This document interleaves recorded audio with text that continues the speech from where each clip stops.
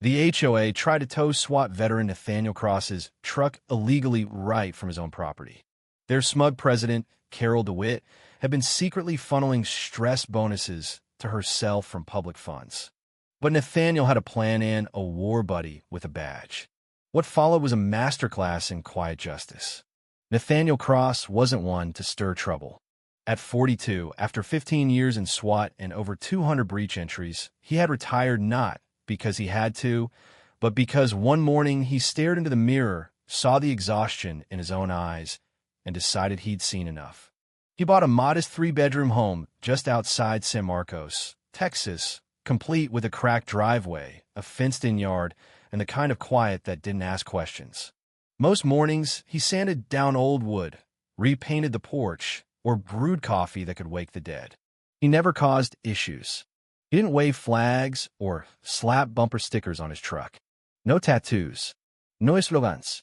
Just a man with a life he earned, and a black Dodge Ram that had been parked perfectly in the same curbside spot outside his own home for 2 years. Never blocked a hydrant. Never breached a sidewalk. And he knew it because he read every line of the HOA's 1,000-page handbook the day he moved in. That was his way. Know the rules better than the people who pretend to enforce them. So when a neon yellow sticker appeared one dewy April morning, stuck dead center on his windshield, it wasn't shock he felt. It was insult.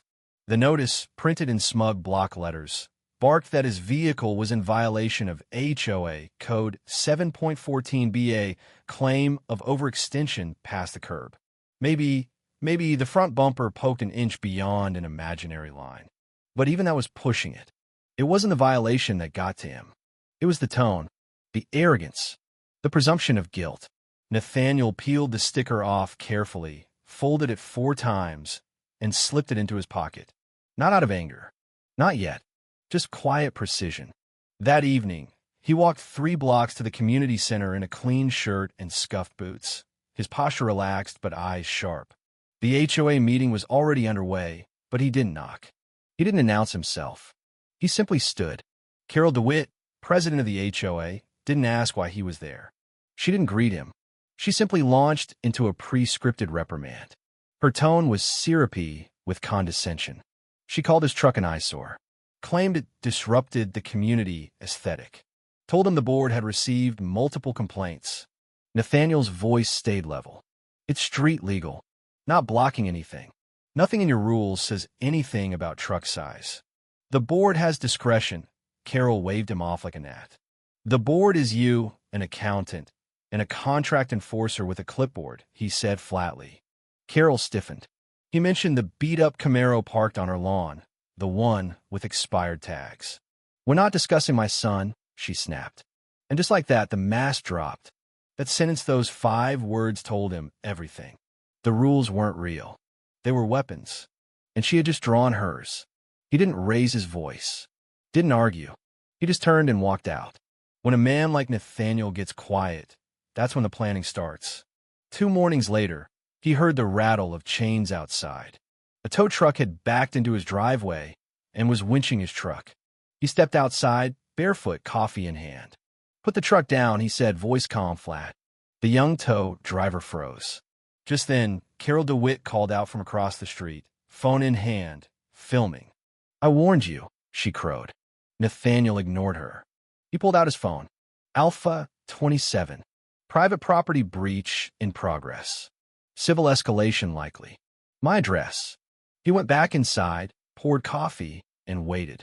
16 minutes later, a black Chevy Tahoe rolled up.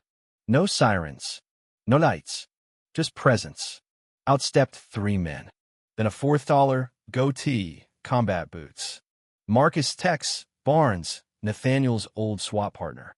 Heard you ticked off a suburban tyrant, Marcus said, shaking his hand. They came for the truck, Nathaniel replied. Marcus and the others got to work. Took photos. Checked the tow truck's licensino match in Travis County records. No warrant. The job had been paid out of HOA funds meant for park maintenance. Want to go federal? Marcus asked quietly. Start local, Nathaniel replied. Later that day, Nathaniel visited the Travis County substation. Walked in silent and cold. slid a flash drive across a detective's desk. Detective Frank Mendez, grizzled, cynical, smart. The drive contained it all: financial records, payments labeled stress compensation, checks signed by Carol, a contract with an unlicensed tow company, and meeting minutes showing 0 board votes. She paying herself nearly $1,000 a month? From the Capital Improvement Fund. Mendez muttered. Unvoted. Unreported. Nathaniel confirmed. Jesus. And she filmed the tow attempt herself. Mendez leaned back. This might hit the auditor's desk. Maybe the DA. Try not to blow up the whole HOA before I finish the paperwork. Nathaniel gave the faintest smile. No promises. A week later, he received a summons for intimidation of a contractor. HOA complaint. A hearing scheduled at municipal court. Nathaniel walked in with Colonel Ray Beckett, former JAG prosecutor, an old friend. Nathaniel wore a pressed gray suit. Beckett carried the file. Your Honor, Beckett began, as the judge barely glanced up from the claim. My client is a decorated breacher. What you're holding is deflection. He submitted footage, audio, HOA financials, tow orders, everything. The judge watched in silence, then simply said, case dismissed. He turned to Carol. This court is referring HOA leadership to the county auditor and ethics board. The next morning, the street woke to government vehicles outside Carol's home. Marcus was there again, calm as ever. Carol, he called across the lawn. Open the door or we'll take it off. She opened the door within minutes, flustered, trembling. I haven't done anything wrong. 8 months of bonuses. Misuse of funds. No contractor permits. No lawyer beside her. No board to protect her.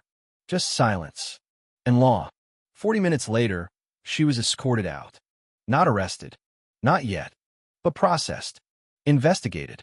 Exposed. That afternoon, Nathaniel noticed a fresh notice on the HOA board by the trail. Effective immediately, all HOA executive authority is suspended pending investigation. No signatures. No apologies. Just accountability. Nathaniel didn't cheer.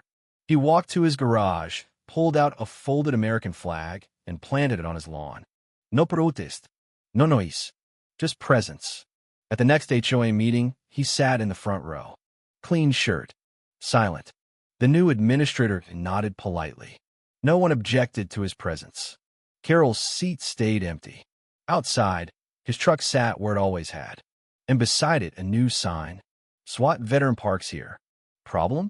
No one had one again.